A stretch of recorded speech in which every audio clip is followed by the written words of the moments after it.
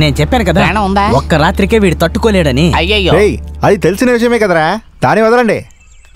ఇది మర్డరా సూసైడా? అవును, వీడు పెద్ద సిబిఐ ఆఫీసర్. మరి మర్డరు సూసైడ్ అంటూ ఏరా హత్య చేసిన వాడు ఇలా పడుకోబెట్టి వెళ్ళిపోతాడా? గమ్ముకునండి, కన్ఫర్మ్ గా చెప్తున్నా ఇది హత్య కాదు, ఇది ఆత్మహత్యే. లేదు, ఇది మర్డర్. ఆత్మహత్యే. నోరు మూయండ్రా పక్షులారా, ఇది మర్డరా సూసైడ్ అని ఒకరికి మాత్రమే తెలుసు. అది వాడు కూడా చెప్పడు. ఎవరు? ఎందుకంటే చెప్పడు? వీడేరా అది. కామెడీ చేస్తున్నావు. నువ్వెందుకు భయపడుతున్నావు? కొట్టింది వాడినే కదా. అరే నాకు నొప్పిగా ఉంది, గుర్తుంచుకో. నిన్నంతా పనికి తీసుకున్నాడు ఆ ఓనర్ అనాలి. లేకపోతే పెద్ద యూనివర్సిటీలో క్యాంప్ వేసి వీడిని సెలెక్ట్ చేయాలా? ఈ సమయంలో ఎందుకు రా ఓనర్ గురించి మాట్లాడుతున్నారు? ఆ ఓనర్ కి బుద్ధి లేదు, వాడికి బుర్ర రాలేదు. మిమ్మల్ని అందరూ పల్లె పెట్టుకున్నా చూడు, నాకు నిజంగా బుద్ధి లేదు.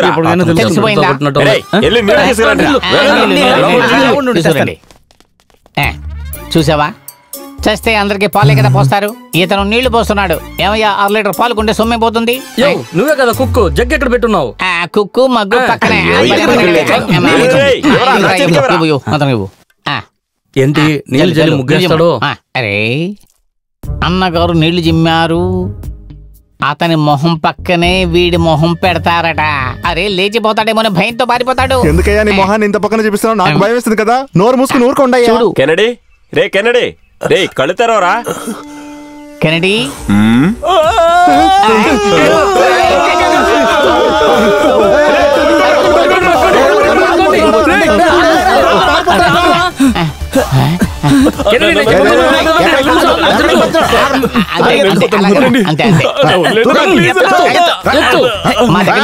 పారిపోగలవా? తీసుకురండి. అతను మొహము ఒక్కరోజు చూసిన దానికి ఇలా భయపడి పారిపోతున్నావే. మేము ప్రతిరోజు చూస్తున్నాం, వెళ్ళిపోతున్నామా?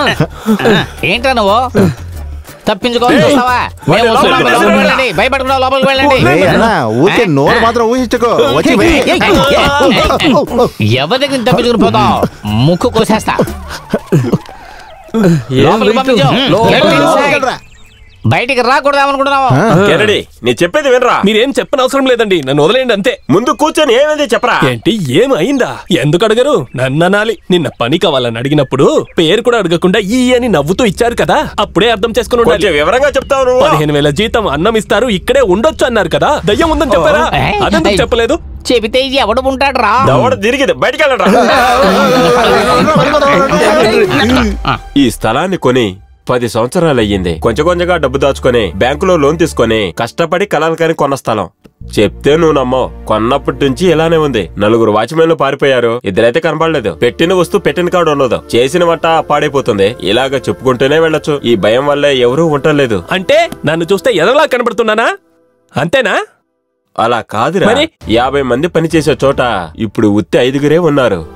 ఇలాంటి హోటల్ కి రాత్రే జనం వస్తారు. మన హోటలే రాత్రి వేరేలా ఉంది, అందుకనే బిజినెస్ లేదు. అంతేకాకుండా 2 ఏళ్ల క్రితం పక్కన ఎస్టేట్ లో పనిచేసే 2 కుర్రాళ్ళు తాగడం కోసం లోపలికి వచ్చారు. ఉదయానికి లాబీలో ఒకటి, మన ఆఫీస్ గుమ్మం దగ్గర 2 డెడ్ బాడీలు కనబడ్డాయి. ఆ తర్వాత ఈ చుట్టుపక్కల ఎవ్వరూ మన హోటల్కి వచ్చేదే లేదు. బ్యాంకి అప్పు తీర్చలేకపోయాను. వడ్డీ మీద వడ్డీ చేరి గొంతు వరకు వచ్చింది. ఈ హోటల్ వదిలేయటం తప్ప నాకు వేరే దారే లేదు. తెలిసినోళ్ళు ఎవరు ఈ చోటు కొనడానికి రావట్లేదు. అలా వచ్చినా కూడా తక్కువ ధరకే అడుగుతున్నారు. వాళ్ళు అడిగే రేటుకి ఇస్తే నేను బ్యాంకి అప్పు కూడా తీర్చలేను. ఇప్పుడు ఇంత అంటున్నారే, నిన్న నేను చనిపోయి ఉంటే ఎవరు బాధ్యత? పోయిన నెల 1 లక్ష రూపాయలు ఖర్చు పెట్టి కేరళ నుంచి స్వామీజీని తీసుకొచ్చి పూజ చేపించారు. అప్పటికైనా ఈ దెయ్యం పారిపోతుందేమో అనుకున్నాను. 3 వారాలుగా ఏమీ లేదు. ఇక్కడంతా చక్కబడిందని పోయిన వారమే పనోళ్ళు కావాలని ప్రకటన వేయించాను. నువ్వు వచ్చావు, కానీ నిన్ను చూసినప్పుడు ఆశ్చర్యం వేసింది. ఇక్కడ రాత్రిపూట ఉన్నవాళ్ళ తెల్లారి పొద్దున్న నేను చూసిందే లేదు, నిన్ను తప్ప. అదే నాకు చాలా సంతోషంగా ఉంది. ఏంటి సంతోషమా? వేరే ఎవరైనా ఉంటే మిమ్మల్ని నరికేసి ఉంటారు. నిన్ను మాత్రం ఏం చేయలేదంటే నీ దగ్గర ఏదో శక్తి ఉందనే కదా అర్థం. రాత్రి ఏమనుభవించానని నాకే తెలుసండి. నన్ను వదిలేండి, నేను వెళ్ళిపోతాను. కెనడే, కెనడే, రే కెనడే. మొదటిసారి ఒక పని దొరికిందని సంతోషపడితే ఇలా దయ్యం దగ్గర ఇరికించారు.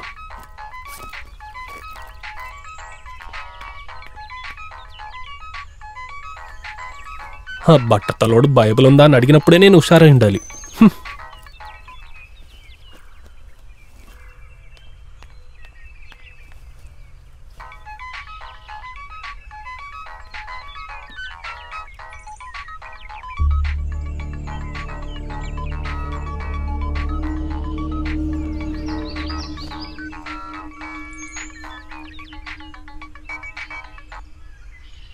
Praise a lot. Good morning father. నిద్రపోతూ ఉన్నావు కెనీ? ఇక్కడ నుంచి బయలుదేరుతున్నాను ఫాదర్. ఏ ఎందుకు? ఇక్కడ ఏమీ అసలు నేను అనుకున్నట్టే లేదు ఫాదర్. వెళ్ళిపోదామని నిర్ణయించుకున్నాను. ఏం జరిగిందో నేను తెలుసుకోవచ్చా? కెనీ లైన్లో ఉన్నావా? ఇక్కడ అన్ని విషయాలు తప్పుగా ఉన్నాయి ఫాదర్. పర్వాలేదు, నువ్వు అక్కడ జరిగిన విషయాలు నాకు చెప్పక్కర్లేదు. నేను చెప్పేది మాత్రం జాగ్రత్తగా విను. నువ్వు ఒక విషయానికి భయపడి పారిపోతే అది నిన్ను వెంబడిస్తుందే తప్పితే అది వదిలి వెళ్ళిపోదు. జీవితంలో ఇటువంటి చాలా దాటుకొని రావాలి. ఇటువంటి సమయంలో మనం నేర్చుకునే అనుభవం అది ఎవరు కూడా నేర్పించలేరు. ఆ ప్రభు ఒక్కడే నేర్పించగలడు. ఒక సమస్య నీకు వస్తుందంటే దేవుడు పరీక్షిస్తున్నాడనే అర్థం. ఇటువంటి సమయంలోనే నువ్వు ఎక్కువగా ఆయన్ని నమ్మాలి. ఆయన నీ దగ్గర ఎదురు చూసేది కూడా అది. ఇది నీవు ఎప్పుడూ గుర్తుపెట్టు. ఇప్పుడు నేనేం చేయాలి ఫాదర్? వెళ్ళాలనే నిర్ణయం నువ్వే కదా తీసావు, అప్పుడు దీన్ని కూడా నువ్వే తీయాలి. ఏ నిర్ణయం తీసినా ఆలోచించుకొని తీ. ఏ ఒక్క విషయం కూడా మనం వెంటనే నిర్ణయించకూడదు. ఇవాళ నువ్వు చూస్తున్న విషయం రేపు నీ కంటికి వేరే విధంగా ఉంటుంది. God is great my son, take care. నువ్వు ఒక విషయానికి భయపడి పారిపోతే అది నిన్ను వెంబడిస్తుందే తప్పితే అది వదిలి వెళ్ళిపోదు. జీవితంలో ఇటువంటి చాలా దాటుకొని రావాలి. ఇటువంటి సమయంలో మనం నేర్చుకునే అనుభవం అది ఎవరు కూడా నేర్పించలేరు. నేను ఇక్కడే ఉంటానండి. నిజంగానే చెప్తున్నావారా? ఒక ఎన్ఆర్ఐ పార్టీతో మాట్లాడాను. ఈ స్థలం 2-3 వారాలు అయిపోతుంది. నీ మరణం నిశ్చయించబడింది.